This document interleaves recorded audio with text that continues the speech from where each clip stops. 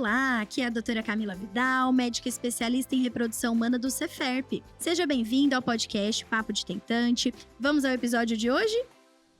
Oi, pessoal, sejam bem-vindos ao Papo de Tentante. Hoje o episódio é muito especial porque a gente vai falar um pouquinho sobre saúde masculina, mas de um jeito um pouquinho diferente. A gente fala tanto sobre Novembro Azul, mas a gente tem que falar um pouco mais sobre a conscientização, quebrar um pouco desse tabu sobre fertilidade masculina. Então, para isso, eu tenho o maior prazer de te receber. Muito obrigada, Rafael, por aceitar o convite. Vou te deixar à vontade para se apresentar. Muito obrigado. Eu que tenho que agradecer por estar aqui. Muito bacana, né? Sempre gostei muito dos seus podcasts. Eu acho um ambiente agradável. Eu acredito que vai ser um papo muito bacana, né? Desmistificar um pouquinho, tirar um pouco da dúvida do pessoal. E como você pediu, eu vou me apresentar. Então, eu sou Rafael Henrique Ferreira, sou médico urologista e andrologista. Então, uma especialidade dentro da urologia, que é uma subespecialidade, para quem não conhece, que é a andrologia, a gente acaba cuidando, né, da saúde sexual e também da saúde reprodutiva do homem, né? Então, por isso que a gente está aqui, né, hoje para falar um pouquinho sobre a saúde reprodutiva do homem, que para muitos é um tabu, mas que para a gente é uma coisa já rotineira, né? Exatamente. Inclusive, já me dá seu parecer ali, o seu ponto de vista, porque a gente fala muito dessa questão de que realmente é um tabu. Ainda hoje tem muito essa questão de que a infertilidade muito começa a investigação pela mulher. Eu recebo muita paciente que fala assim, a gente não estava conseguindo, aí primeiro eu fui no ginecologista, eu fiz todos os meus exames, aí quando deu normal, eu falei pro meu marido que agora ele tinha que ir.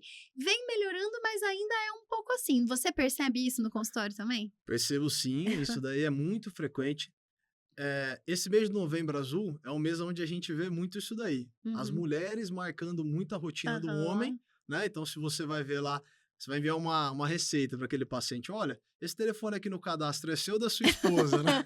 E é sempre a esposa que marca. E eu não vejo diferente isso daí em muitos casos relacionados à questão da infertilidade conjugal, né? Da mulher ter passado por toda a avaliação com o ginecologista e aí só num determinado momento fala, olha, mas a sua parte está tudo ok. Bom, então vamos investigar o marido. Então acaba que, ao invés de fazer tudo simultaneamente, né? Acaba que você faz em partes. E isso é uma coisa frequente, mas creio que isso daí vai acabar diminuindo conforme a gente for realmente orientando, né? Todo mundo. E for desassociando, porque as pessoas ainda pensam muito sobre fertilidade associada à virilidade, né? Parece que se a pessoa não consegue engravidar, ela é, entre aspas, menos homem, tem algum problema relacionado à questão sexual, quando na verdade não tem nada a ver, né? Claro, não. Não é porque você, nas suas condições de não poder, quando a gente identifica realmente a infertilidade masculina, não é que tudo isso daí está associado em você ser viril, em você ser mais ou menos homem, né? É importante que se diga que a infertilidade masculina, ela é um problema que você, identificando, na grande maioria das vezes, é passível de se tratar, né? Então a gente tem que desmistificar isso daí, de que aquele homem que não consegue ter filhos, ou que tem algum problema relacionado à sua sexualidade, ele deixa de ser homem, ou ele é menos homem por isso, né? Então, não é por isso. Isso daí a gente não pode se auto-julgar ou julgar aquele que está ao nosso lado, né? Se ele é homem ou não, pelo fato dele poder ou não gerar um filho, né? Dele ter ou não uma condição sexual que realmente o atrapalhe em determinado momento. Então, isso daí a gente tem que colocar um pouco de lado, né? Até porque a maioria das condições não tem nada a ver com a questão sexual, né? Eles vão ter uma vida sexual ativa, sem nenhum problema, e vão ter outras questões que impactam ali na produção de espermatozoides, mas que não interferem diretamente na vida sexual do casal, né?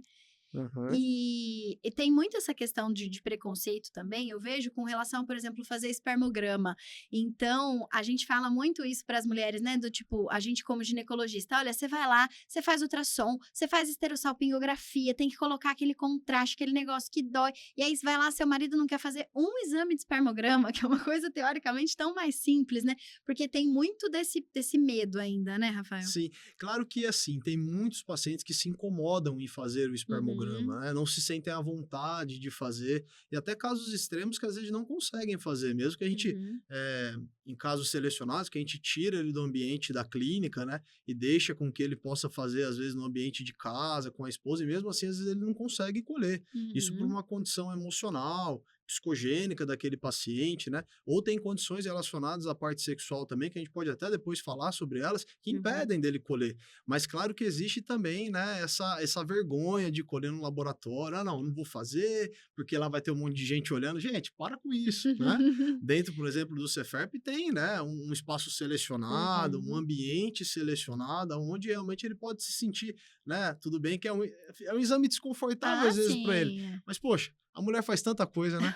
É transvaginal, É, é esterossalpingo, como você bem falou, e o espermograma é só vai lá no potinho, né? E vai trazer tantas informações importantes pra gente. porque hoje para nós acaba sendo uma das maiores ferramentas, né, Sim, de informação sim, sobre a questão da fertilidade sim, masculina, né. sim. E falando sobre essa questão de ferramentas, de informação, acho que um ponto que a gente pode abordar um pouquinho, tem algumas coisas que o homem precisa ficar atento, que possam significar algum problema ali na fertilidade ou algum histórico de alguma coisa que ele já tenha passado? Tem várias que a gente pode falar, Com né. certeza, assim, sempre a gente notar uma investigação extremamente direta desses pacientes, desde a sua infância, né? Históricos de trauma na região genital, históricos de cachumba, né? Aquela cachumba que os pais falam, não, mas ela desceu lá para o É, escroto, né? Desceu é. lá, entre aspas, pro saco mesmo. Isso daí é uma coisa que a gente tem que se pautar. Se ele operou alguma questão genital na infância, então a gente lembrar da criptorquidia, né? Aquele Uhum. testículo que não desceu para a bolsa escrotal, e às vezes ficou pelo caminho, no canal inguinal, mesmo dentro do abdômen, né? Histórico de exposição ambiental, então aqueles pacientes que trabalham, né, próximo de estruturas que aumentam a temperatura escrotal, como, por exemplo, pacientes que trabalham em indústria que tem caldeira, né, fica muito tempo exposto, ou histórico de tratamentos oncológicos, né, fez Uhum. radioterapia, fez quimioterapia, por exemplo, câncer de testículo, linfoma, né? E atualmente o uso e o abuso extremamente importante dos anabolizantes, né? Uhum. O uso indiscriminado da testosterona, né? Imaginando-se que quanto mais testosterona eu tiver injetando de fora, isso vai me deixar mais viril, mais fértil e Uhum. mais homem. E a gente sabe que testosterona vinda de fora atrapalha e muito, né? Ao ponto de bloquear a produção dos espermatozoides. É. Né? Então, essas informações na história clínica são relevantes. E sobre essa questão, né, do uso de anabolizantes, acho que a gente pode até falar um pouquinho mais, porque realmente vem sendo cada vez mais frequente, e muitas vezes, quando eu vou explicar para o paciente, eles têm mesmo essa percepção, igual você, exatamente como você comentou, assim, de que eu dosei a minha testosterona estava baixa, então eu precisava deixar ela em níveis normais, e com isso eu precisava repor a testosterona, e aí quando você vai explicar, fala, não, o eixo hormonal funciona completamente oposto, você está Sim, bloqueando. Aí muitos pacientes ficam, nossa, mas e agora? Será que é reversível? Então, como é que a gente pode falar um pouco mais sobre essa questão do dano, né, dos anabolizantes na saúde reprodutiva do homem? sim. O que a gente tem que entender é que quando a gente utiliza qualquer substância vindo de fora, né? Então, hoje, Durateston, Deposteron, as undecilatos de testosterona, Hormos, enfim, essas marcas comerciais que são prescritas para pacientes que têm indicação de fazer uma terapia de reposição hormonal, que a gente conhece como TRT, ao ponto de você fazer isso indiscriminadamente, né? Fazendo isso para performance, para, né, físico, massa muscular, isso vai dizer ao seu organismo internamente que ele não precisa mais produzir aquele substrato de testosterona. Você eleva, sim, os níveis de testosterona sanguíneos, mas o que a gente precisa lembrar e se atentar que os mesmos estímulos para a produção de testosterona pelo testículo são os estímulos para a produção também dos espermatozoides. Uhum. Então, se o nosso organismo entende que ele não precisa mais estimular os testículos a produzirem a testosterona, eles também não vão produzir os espermatozoides. É aí que a gente entra nesse quadro de infertilidade associado ao uso e abuso de testosterona. E que depende diretamente de questões como o tempo de exposição, a dose, né, Exato, Rafael? exato. Longos prazos e longos períodos expondo, né, a testosterona exógena, né, vinda de fora, pode levar a um bloqueio completo do eixo hormonal e muitas vezes você não conseguir fazer o resgate desses pacientes, Uhum. né? Que é o que eu chamo e digo aos pacientes que nós vamos fazer uma otimização hormonal sua. Então, aqueles pacientes que chegam com um quadro de hipogonadismo, né, testosteronas em níveis séricos muito baixos, que tenham alteração de espermatozoides no seu espermograma e que a gente quer promover para eles uma melhora da quantidade ou qualidade, existem maneiras de você estimular internamente o organismo masculino a produzir testosterona e também melhorar toda a capacidade de qualidade e concentração dos espermatozoides sem fazer esse bloqueio do eixo hormonal. Exatamente. Né? Então, é importante a gente falar desses perigos, né? Porque, por exemplo, no caso das mulheres, a gente orienta muito isso com relação ao impacto da idade na reserva ovariana, qualidade dos óvulos e chances de sucesso. Porque existia muito um raciocínio de que, assim, eu não vou me preocupar com isso não, porque qualquer coisa mais pra frente eu faço uma FIV. Só que esse mais pra frente, se ela for tentar uma fertilização já numa idade bem mais avançada, não tem muitas ferramentas pra gente lidar com a questão da reserva ovariana. Então, eu percebo que, às vezes, para os homens, alguns casos recentes que eu atendi, eu vi um pouco disso também, no sentido, assim, de que os homens estavam usando os hormônios sem acompanhamento, sem prescrição, puramente, assim, uso indiscriminado, mas com aquela informação de que, assim, não, qualquer coisa, depois eu faço uma outra terapia hormonal, não, depois a gente usa esses espermatozoides para o tratamento. E não é bem assim, né? Porque nem sempre a gente vai conseguir ter essa reversão, depende muito do tempo que ele estava usando os hormônios, do efeito, né? Tem homem que fica realmente sem a gente conseguir espermatozoides, né? E pra gente tentar formas de contornar aquilo pode ser muito difícil. Então tem que tomar muito cuidado com isso, com esse pensamento simplista de que não, eu tô bloqueando agora, mas aí depois no futuro eu dou um jeito. Exato. Porque a reversibilidade é meio controversa, né? Exato, claro. Você pode ter, sim, cenários em que você suspendendo a droga, suspendendo, né, estas terapias hormonais que se utilizam, que você volte o eixo de uma maneira hormonal, ou uma maneira normal, né, espontânea em 6 meses, né, que normalmente é o que a gente orienta, mas existem casos que realmente você acaba bloqueando de uma maneira definitiva. Então a gente tem que tomar muito cuidado com isso. E se a gente for parar para ver o cenário hoje da nossa população, e é um cenário mundial, as taxas de natalidade, elas têm caído cada vez mais, né? Isso por, muitas vezes, opiniões próprias de não querer ter filhos mesmo, mas muito mais pelos fatores de exposição que a gente está, né, a nível global, seja do estilo de vida, seja da alimentação, ou seja desse uso indiscriminado de medicações anabolizantes, pelo fato de que com 20 anos o meu pensamento é apenas ficar bonito, ter um corpo bonito para impressionar as meninas que estão ao meu redor. Porém, a hora que chega aos seus 30, 35 anos e que você encontra alguém e ali você quer ter os seus filhos, tudo aquilo que você fez lá atrás vai impactar diretamente, né?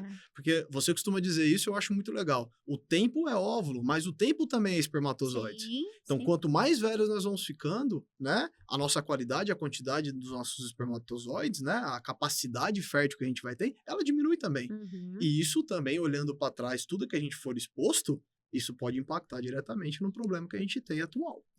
Tanto que a gente vê, assim, os parâmetros de espermograma, né, os parâmetros que a OMS coloca ali, vem também diminuindo, a gente vai mudando um pouco, né, assim. Trazendo um pouquinho mais, né, pra tentar trazer aquilo pro normal.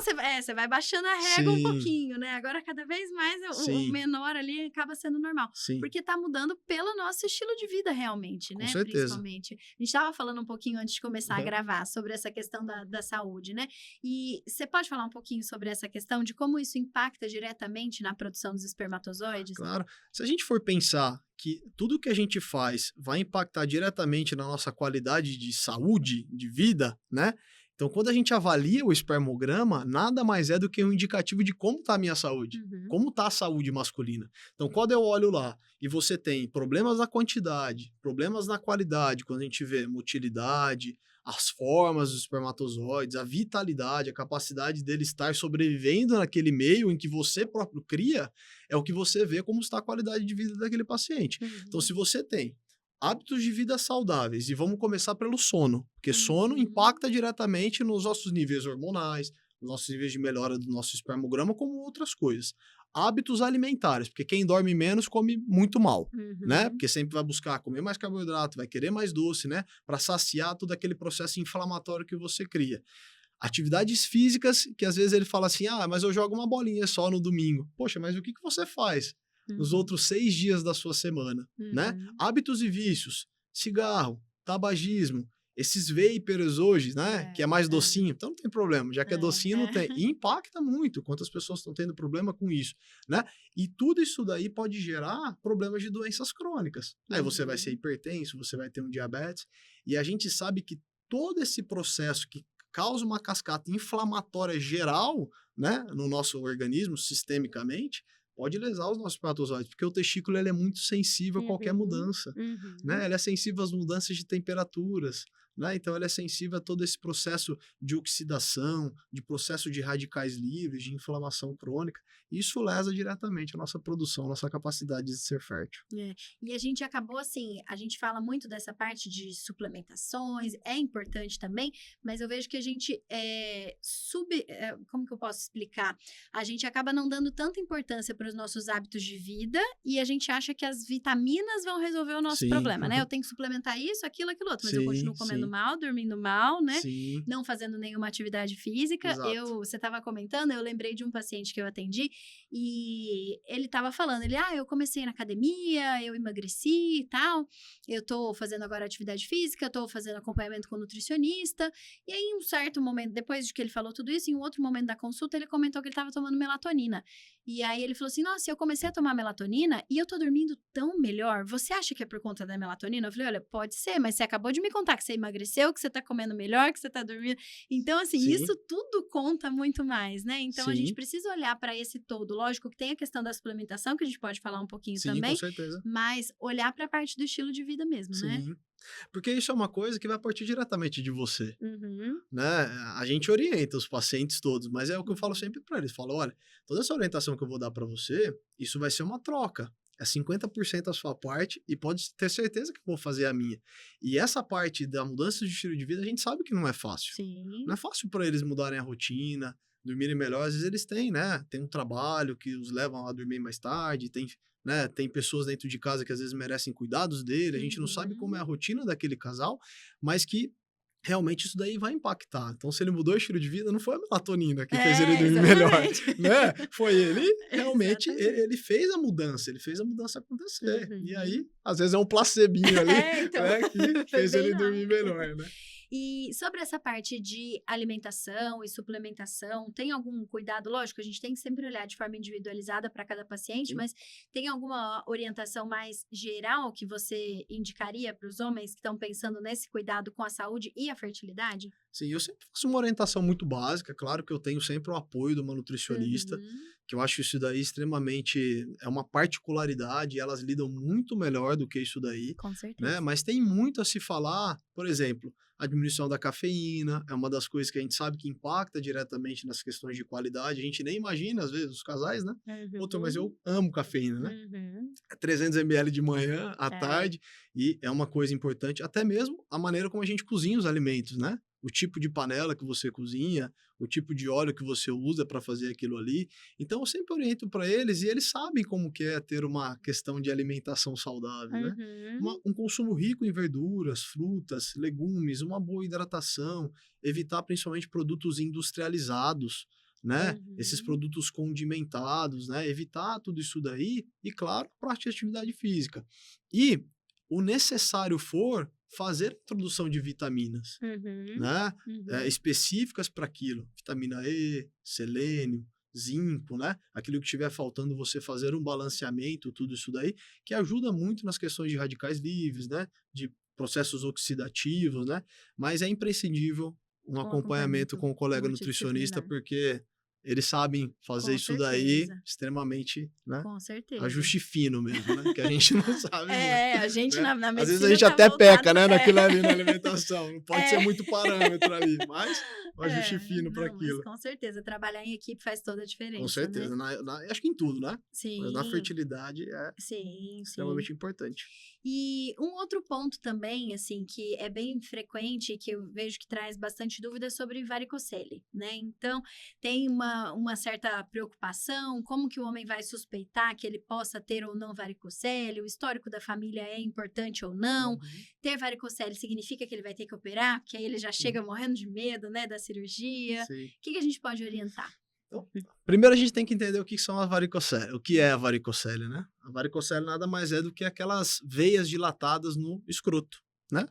E isso acontece por uma incompetência das veias em fazer a drenagem do sangue, né, que chega para oxigenar os testículos, e ele não consegue retornar a nível sistêmico, coração, pulmão, para ser realmente lavado, né, ser nutrido com oxigênio, e ele acaba se acumulando ali na bolsa escrotal, fazendo um processo lesivo direto, né, do testículo, e isso pode impactar diretamente na fertilidade desses homens e até mesmo na produção de testosterona, tá? Então tem trabalho sobre isso já também.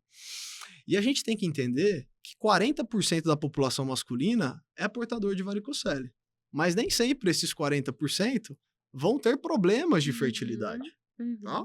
Então é algo muito prevalente e comum nos homens, né? Agora, a gente pode notar essas varicocele, a varicocele, né? Desde uma avaliação do próprio irmãozinho, quando vai tomar banho, e às vezes olha lá o testículo do irmão e fala assim, nossa, tem um monte de minhoca aí, né? Eu já ouvi criancinha falar isso daí, porque realmente em cenários de graus muito elevados, parece um saco de minhoca mesmo, né?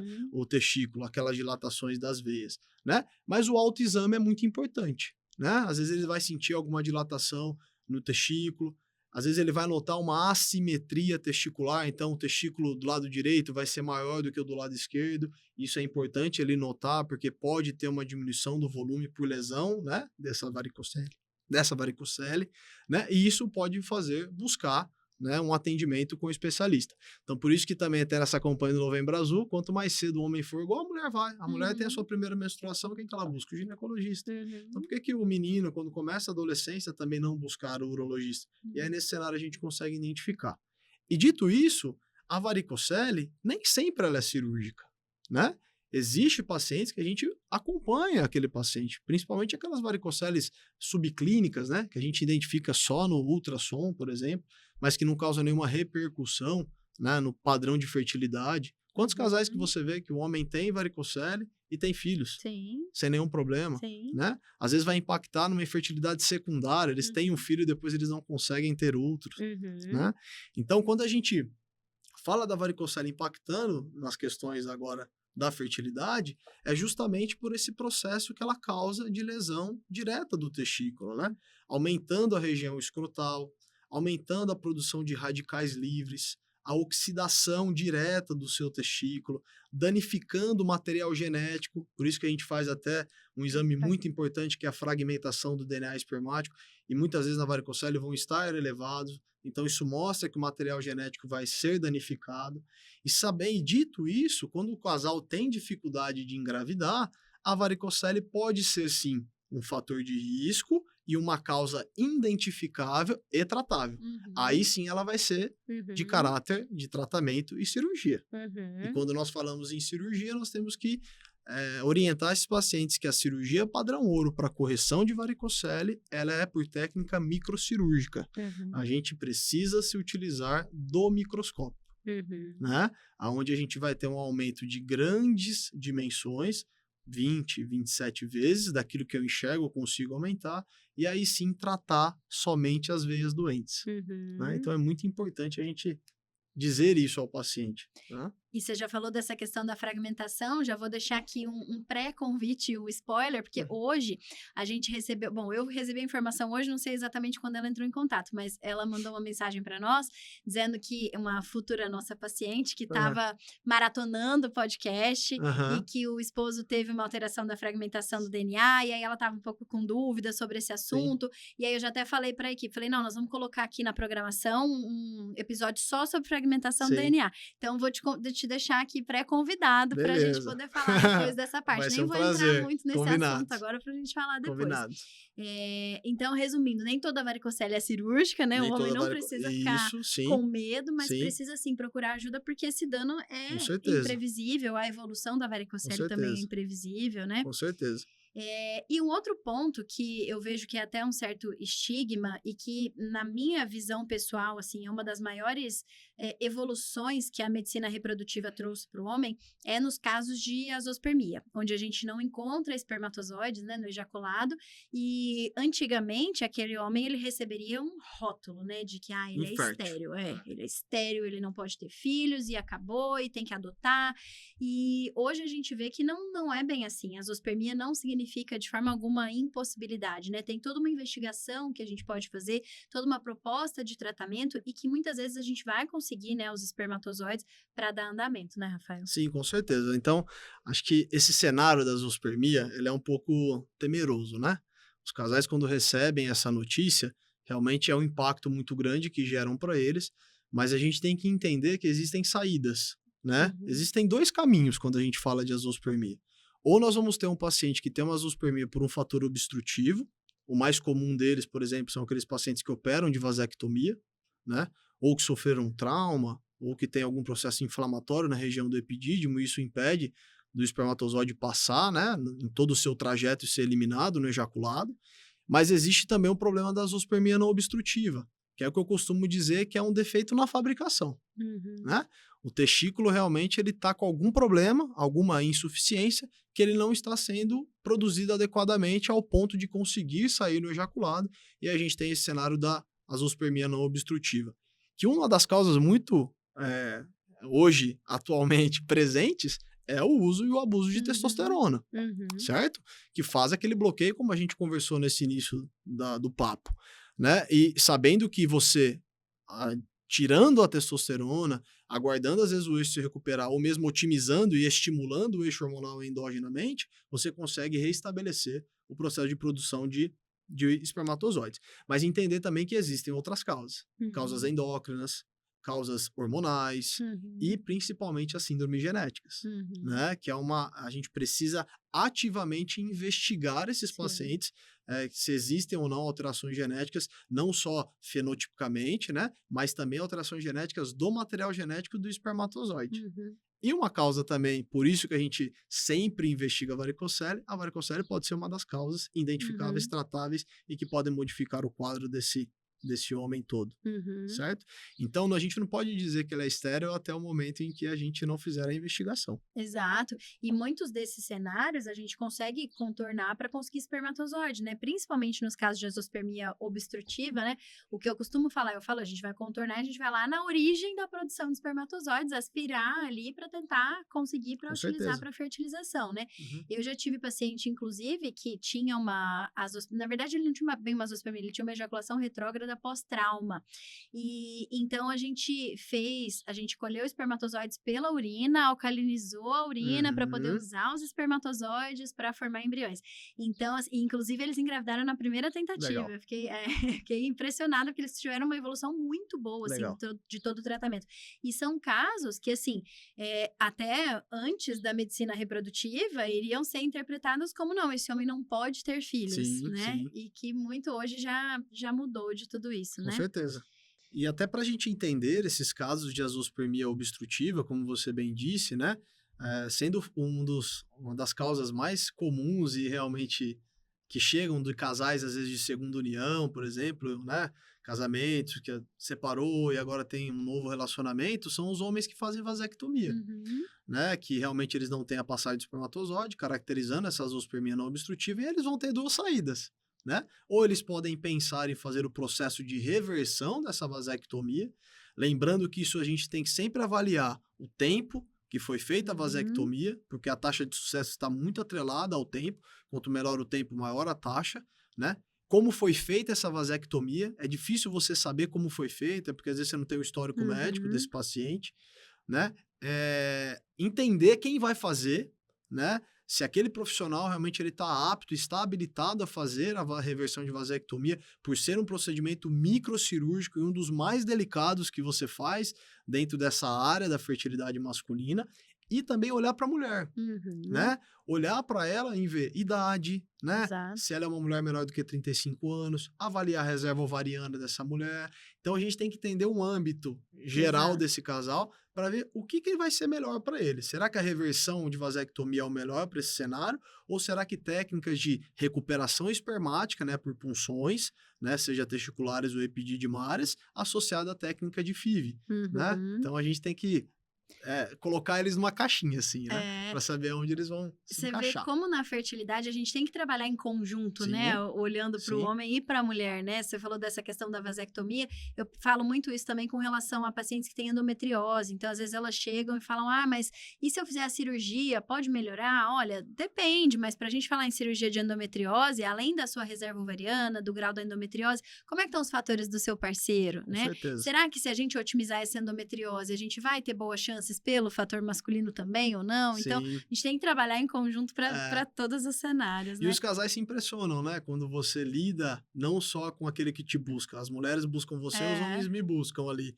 Então, eles ficam muito impressionados quando você se preocupa, principalmente com a mulher, né? No meu caso, urologista. Então, eu sempre começo as minhas consultas nem olhando para o homem. Eu quero saber do histórico da mulher, o que está acontecendo com ela, como que é a questão da menstruação. Claro que eu não vou a fundo como você vá, mas nela pode ter fatores que às vezes não foram Exato. identificados, né? Mas que vai trazer para mim uma história de como que a gente vai, né, trazer aquele paciente, triar aquele paciente e o como eu vou conversar com você, Sim, ginecologista. Né? exatamente. Como que eu vou trocar as ideias com você, como que a gente vai poder formular esse caso. E a gente tem vários casos em comuns que a gente troca Uhum. essas figurinhas, porque isso é importante, né? Esse trabalho em conjunto que a gente precisa ter, Sim. né? E você comentou dessa questão da vasectomia, né?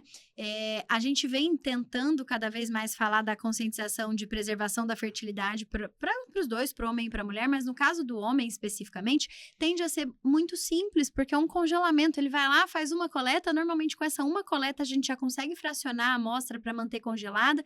E uma das indicações para a preservação da fertilidade é naqueles homens que vão fazer a vasectomia, porque se por um acaso eles se arrependerem e não quiserem fazer nenhum procedimento, eles têm ali material congelado, né? Mas como que você percebe essa aceitação no consultório? Porque normalmente quando a pessoa vai para vasectomia, ele pensa, imagina, mas a última coisa que eu quero na minha vida é pensar em filho. Então, às vezes, nem sempre ele vai estar aberto a pensar em congelar, né? Sim, com certeza. Isso daí é um cenário real, né? Em que o paciente vá, porque ele já tem a prole constituída, já não tem desejo mais de ter filhos, não tem nenhuma questão religiosa associada, e realmente ele toma essa opção junto com a parceria de fazer a vasectomia, Uhum. né? Mas existe também casos de homens que não querem ter filhos, não têm Sim. parceiras, né? E ele vai no consultório justamente para isso.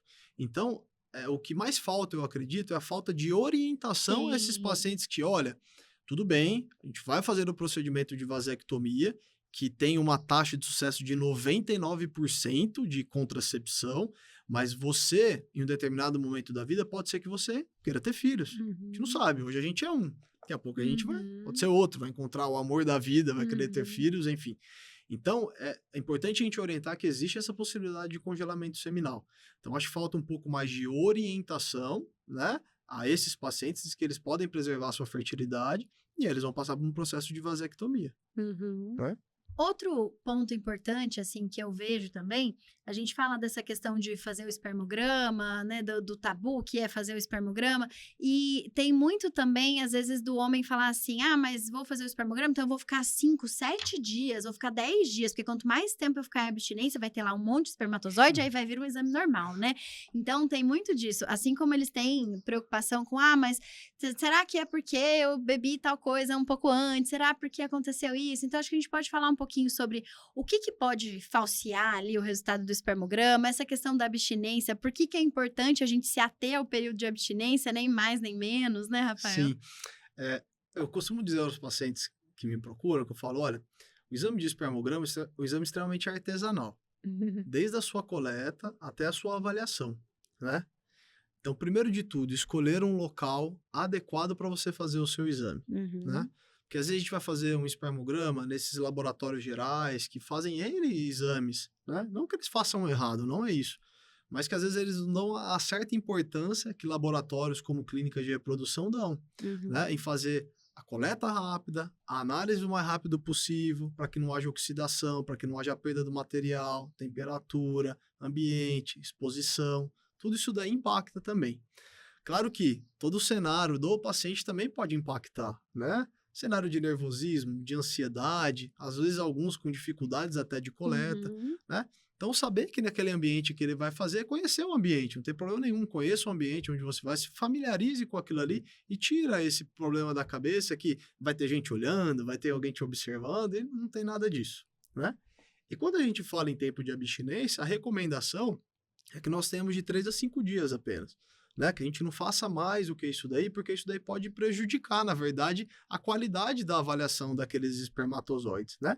Tanto que em pacientes em que a gente está programando de diminuir algumas taxas de fragmentação do DNA espermático, que é um exame genético que pode estar alterado, você faz protocolos de ejaculação, né? Curta, ejaculação uhum, precoce. Às vezes você pede o paciente ejacular até 12 horas antes, né? E uhum. depois fazer a coleta, porque a gente sabe que quanto menos o tempo de abstinência, né? Você vai conseguir colher melhores espermatozoides ali, né? Uhum. É como se você limpasse aquele cano, né? E o que está vindo por ali são de melhor qualidade, né? Aquela torneira suja passa a trazer uma água mais limpa. E isso é tão importante da gente falar, porque as pessoas têm muito... Eu percebo que quando eu oriento isso, por exemplo, quando a gente vai pedir coleta para fertilização mesmo, né?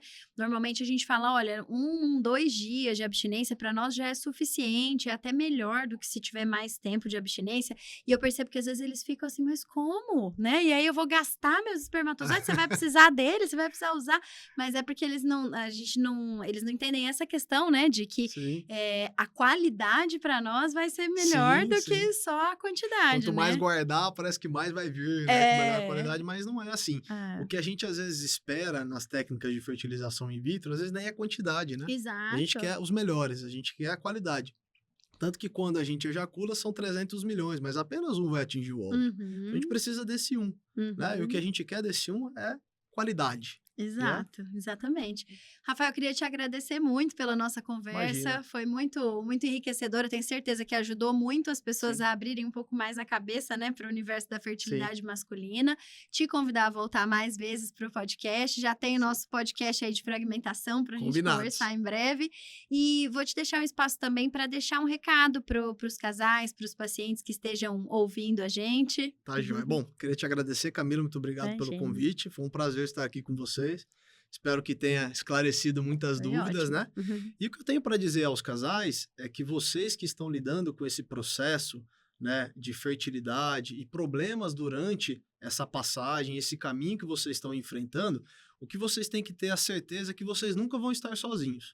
Vocês vão ter profissionais que vão estar ao seu lado, desde o médico, ginecologista, do urologista que te atendeu, o andrologista, psicólogos, as técnicas do laboratório, enfim, toda uma equipe pronta e especializada para poder cuidar do seu caso, seja ele qual for, né? E independente do resultado, porque o que a gente quer é cuidar de você, é trazer você mais perto, né? E fazer com que esse teu problema, ou melhor, essa tua dificuldade seja para a gente também motivo de alcançar resultados, né? Motivo da gente poder realmente trabalhar com vocês e trazer o melhor resultado possível, né? Nem sempre vai ser aquilo que a gente espera, né? Mas a gente vai sempre procurar fazer o melhor por esses casais. Com certeza. Muito obrigada, Imagina, viu? Foi um prazer. O prazer é meu. A gente se vê no próximo. Valeu! Obrigada por assistir ao Papo de Tentante. Aproveite e acompanhe o Ceferp no Instagram e no YouTube para ficar por dentro das novidades. Te vejo no próximo episódio. Até lá!